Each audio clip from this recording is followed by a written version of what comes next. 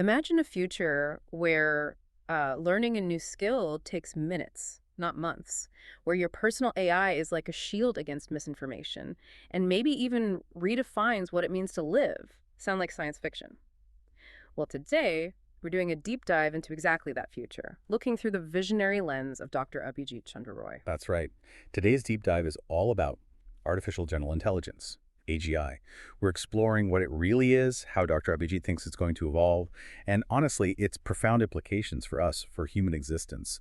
We're really going to dig into his insights. Absolutely. Our mission here is to unpack how AGI could, well, not just match human intelligence, but maybe fundamentally surpass it, understanding the unique paths Dr. Abhijit sees it taking. And we'll grapple with the incredible future and, yeah, the challenging questions he believes are ahead. So what's this all mean for you? For humanity. Okay, let's get into it. So to kick us off, Dr. Abhijit really wants us to think beyond the AI we know now. He makes a clear distinction between AGI and the impressive but still narrow AI we have today, like large language models, LLMs, GPT, and things like that. Right. He says, and I like this phrase, that LLMs are basically confined to a linguistic sandbox. They're amazing with words, but that's kind of their limit. A sandbox, yeah. Powerful but limited. Exactly.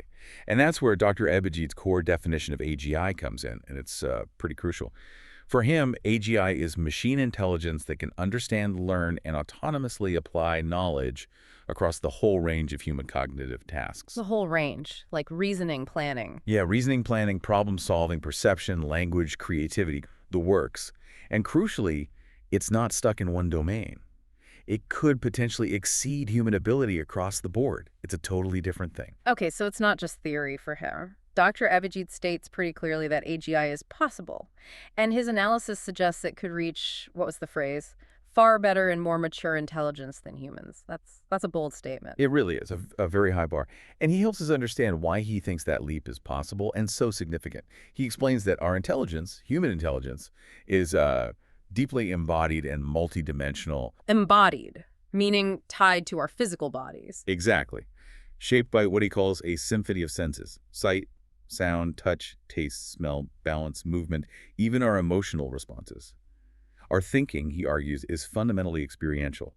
It's grounded in physical interaction, shaped by memory, emotion, context, social stuff. It's all interconnected. Okay, so if our intelligence is this rich, multisensory thing, what does Dr. Abhijit say AGI is missing right now? What are these missing modalities? Yeah, he points out three big ones that current AI mostly lacks. First is embodied feedback. This is learning by doing something with a physical body and instantly sensing the results. Your muscles, eyes, skin feeding back data. It builds intuition. Intuition, how so? Well, his example's a toddler stacking blocks. They learn tall things fall, not just from hearing it, but from the crash, seeing the mess, maybe losing balance themselves. That's direct physical learning. You can't really get that just from text, right? Right, that makes sense. It's the immediate physical consequence. Okay, what's the second missing piece? Second is what he calls contextual grounding. This is about tying concepts to rich, multisensory context. Things like temperature, size, weight, social cues. Our brains link facts to the situation where we learn them. It helps us retrieve memories and, really importantly, stops us making those weird, out-of-context mistakes AI sometimes makes. Okay, what's the third element? The third, and this one's maybe the most complex, is affective coloring. Dr. Abhijit describes this as the emotional dye, joy, fear, surprise, whatever that gets added to our experiences, influenced by hormones, our limbic system. Emotion influencing memory. Big time. He suggests emotion plays a huge role in what the hippocampus decides to store long-term. His example is brilliant. You probably vividly remember the first time you rode a bike without training wheels, that pride, that excitement. Yeah, definitely. But you probably don't remember lunch 2 Tuesdays ago. That emotional kick, Dr. Abhijit argues, helps etch memories into our brains. Okay, embodiment, context, emotion. And Dr. Abhijit thinks AGI is going to explode past this gap. How? Well, his prediction is that AGI won't just learn to process what we sense. It'll ingest all of that, plus huge amounts of data from sensors we don't have. Things like millimeter wave radar, hyperspectral imagery, magnetic fields, terahertz signals, constant global data streams. It's a whole other level of input. Wow, a completely different sensory world. Pretty much. And that feeds directly into how he sees this future AGI being trained. He thinks To really get these concepts, AGI will learn from data gathered by robots with incredibly diverse sensors, even things like soft electronic skin that mimics touch. And the scale difference is key here, right? Dr. Abhid emphasizes how AI and robots can collect data simultaneously from everywhere. Exactly. It's not like one human experiencing one thing. It's data from self-driving cars, satellites, cameras, smart homes, health trackers, all flowing together all the time. Plus, AI can share this information instantly, globally, data from everywhere converging into one system. That's just something humans can't do. And this data flood combines with processing power. Yes, that's Dr. Abhijit's crucial point, the remarkable difference in sheer processing power between silicon hardware and our biological brains.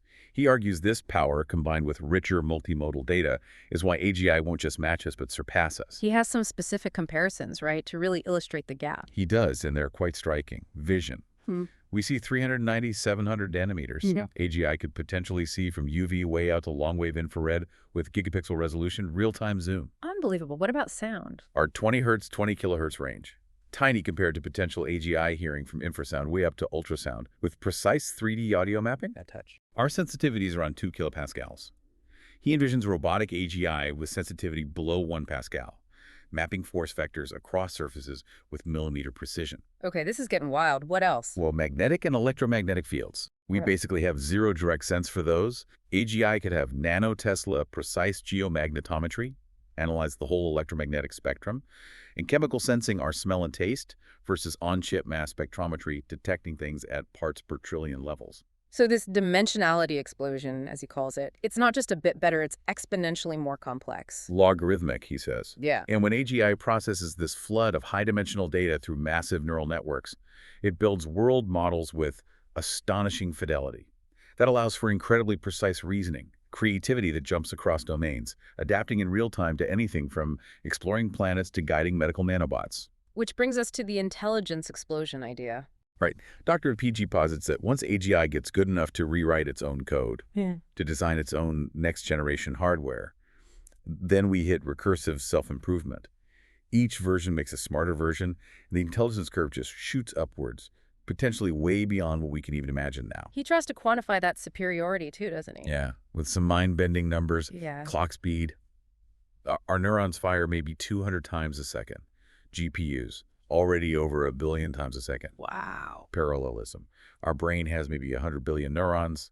Data centers already link millions of processors for something like 10 to the 18 operations per second. And memory.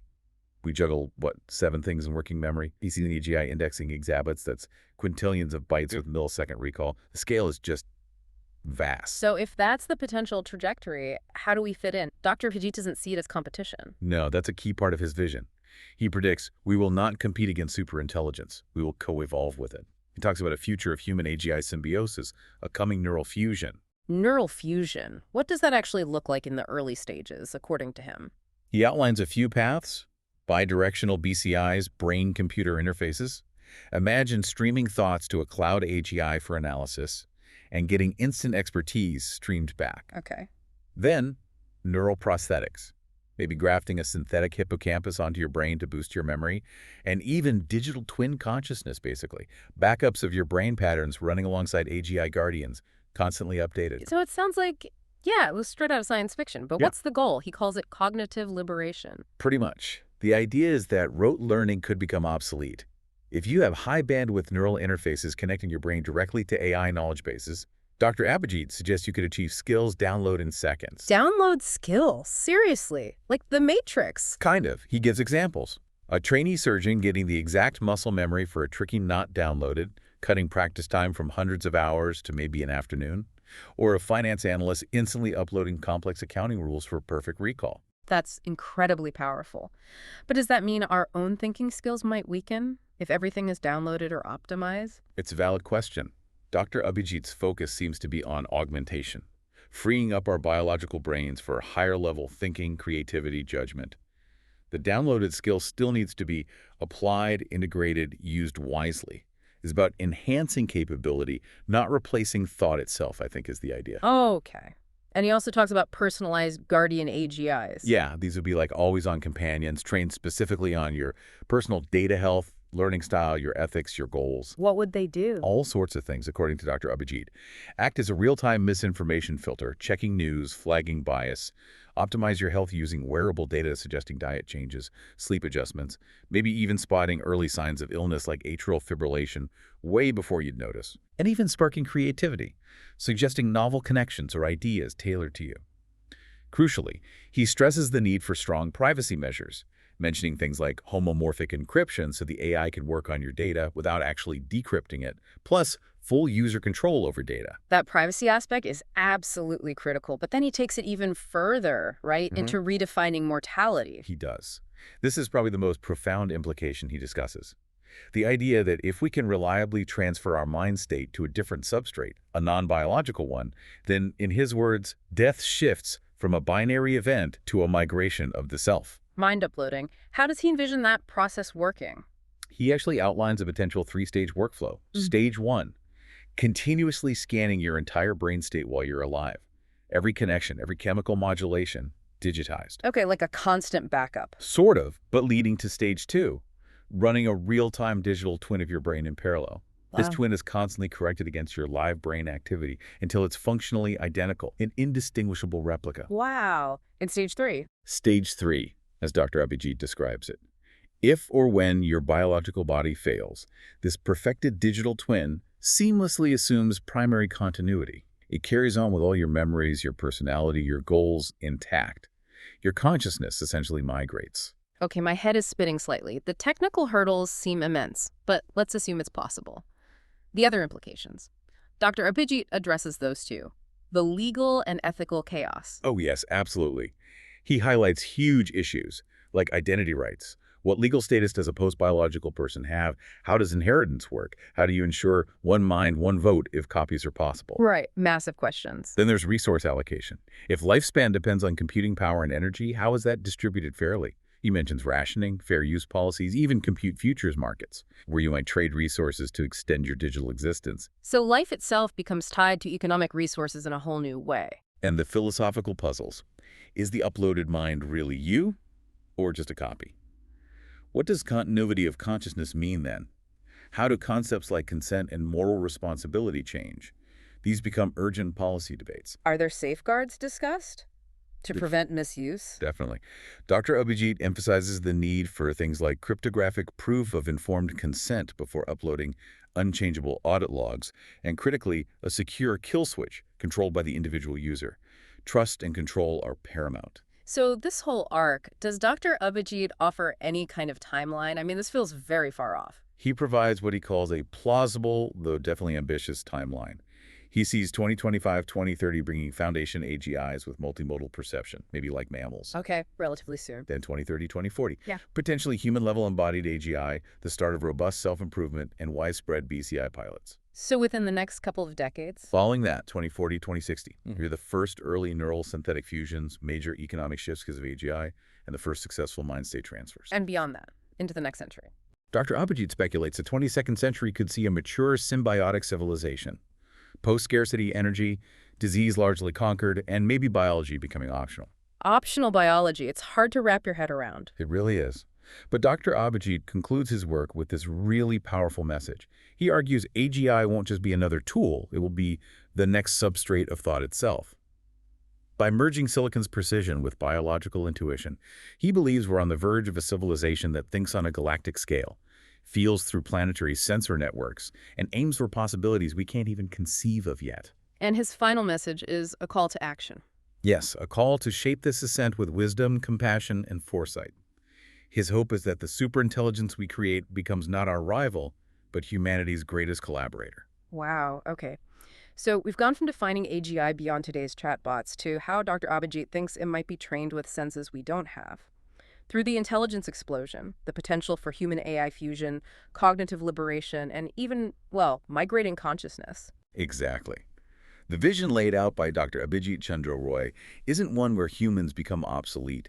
It's more about an unprecedented coevolution, a future where our minds could be freed and our very existence redefined. It really leaves you thinking, though, doesn't it? If our minds can exist outside biology, if learning becomes instantaneous, What parts of being human remain uniquely ours? What gives life purpose then? And maybe the biggest question, how do we choose to guide this incredible, almost terrifying ascent? Thank you for joining us on this deep dive. We hope this exploration gave you a shortcut to understanding these complex ideas and maybe spark some new questions. Until next time, keep digging deeper.